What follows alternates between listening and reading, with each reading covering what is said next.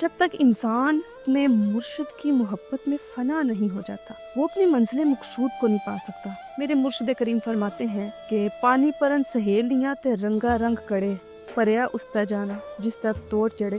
تو جب تک ہم اپنے مرشد کے سوا ہر چیز کے لیے نابینا ہو جائے، کچھ اور نظر ہی نہ آئے، نظر آئے تو صرف اپنا راہبر، صرف اپنا گائیڈ نظر آئے۔ ایک دفعہ حضرت خواجہ معین الدین چشتی اجمیری رحمۃ اللہ علیہ آپ دہلی میں تشریف لائے حضرت خواجہ قطب الدین بختیار کاکی رحمۃ اللہ علیہ کے پاس۔ تو انہی دنوں میں حضرت بابا فرید گنج شکر رحمۃ اللہ علیہ بھی وہاں پہ تشریف فرما تھے۔ وہ اپنے مرشد کریم بختیار کاکی رحمۃ اللہ علیہ سے ملاقات کے لیے آئے تھے۔ تو حضرت معین الدین چشتی رحمۃ اللہ علیہ آپ نے حضرت خواجہ قطب الدین بختیار کاکی سے فرمایا کہ آئیں مل کے گنج شکر کے اوپر توجہ کرتے ہیں اور ان کو فیض دیتے ہیں۔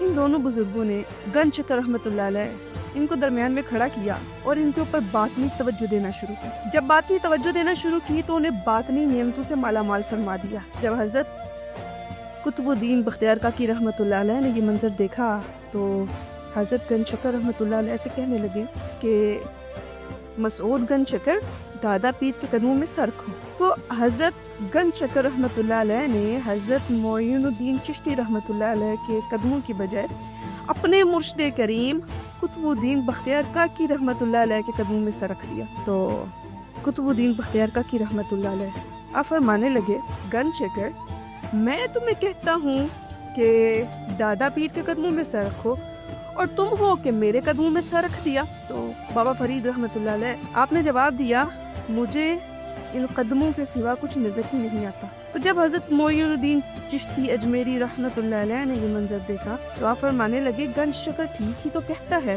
وہ منزل کے اس دروازے پر پہنچ گیا ہے جہاں وحدت کے سوا دوئی کا نام باقی نہیں رہتا، پھر کیوں اس کو تیرے سوا میں نظر آؤں گا۔ اور حقیقت بھی یہی ہے کہ یار کی رضا عین بندگی ہے، یار کا ادب عین عشق ہے، یار کا حکم عین بندگی ہے، اور عین بندگی یار کی صورت ہے، اور یار کی صورت عین تیری صورت ہے، اور تیری صورت عین حقیقت ہے۔ اللہ اکبر۔ عشق صرف کیفیت ہی عطا نہیں کرتا بلکہ عشق ہر وہ چیز عطا کرتا ہے جس سے محبوب کی پہچان ہو، محبوب کا ظاہر ہو یا باطن۔ عاشق کے لیے فنا ہونے کی منزل ہوتی ہے، عشق فنا میں محبوب کی بقا سے پہچان کرواتا ہے۔ اور واصف علی واصف صاحب رحمۃ اللہ علیہ فرماتے ہیں وہ علم جو کتابوں میں نہیں وہ صرف جنون سے ملتا ہے، نظر سے ملتا ہے، نصیب سے ملتا ہے، اور بالخصوص انعام یافتہ کی صحبت اختیار کرنے سے ملتا ہے۔ بلکہ میری راہبر